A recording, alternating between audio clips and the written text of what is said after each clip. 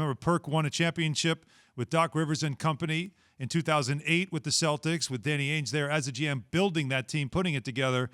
Perk, good morning. I want to ask you your reaction to Ainge stepping down. Was there any surprise at all that Ainge decided that he should step away?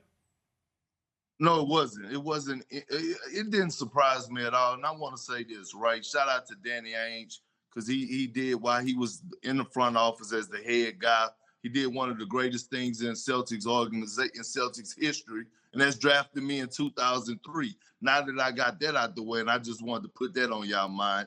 Look, Danny Ainge and I talk at least 2 or 3 times a week, and it's not about basketball. We always talk about life in general. And over the last 2 years, I always hear him talking about his grandbabies, his family, and things to that nature, and talking about life. So it didn't surprise me, because I saw this coming just from our conversations that we have on a day-to-day basis, that he was looking at life totally different now, and he was ready to step away from the game to be more involved with his family. Big Perk, now that Brad Stevens moves into that position, who do you think should be the next head coach of the Boston Celtics?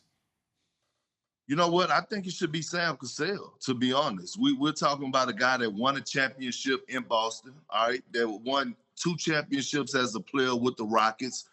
He's been around. He's played with Hall of Famers like Akeem Olajuwon and Kevin Garnett and Ray Allen. And he served his time as an assistant, right? And one thing we know about Sam is that he is well respected. You need a guy in that locker room that's going to be the head of the snake, that guys like Jason Tatum and Jaylen Brown, the Celtics' 2 young stars, are going to respect and listen to. Also a guy that's going to hold them accountable. What can they possibly tell Sam Cassell if he tell them something or hold them accountable? Because he has won at the highest level. He's did it at the highest level, meaning playing-wise. So I think Sam Cassell is the best fit for this job, and I think he will be the perfect hire. Now he's hired as the head coach in Boston. What do they need to do to tweak the roster?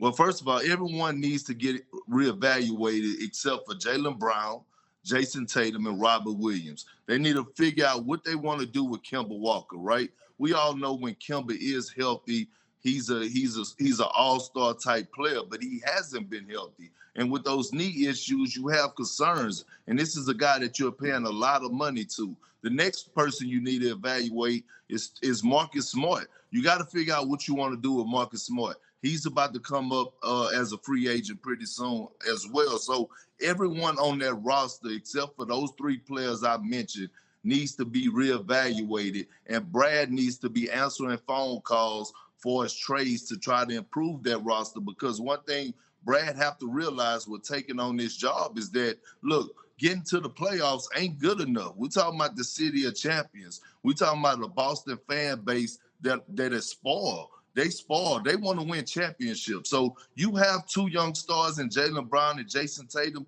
You got to make sure you surround them with the right pieces. KP,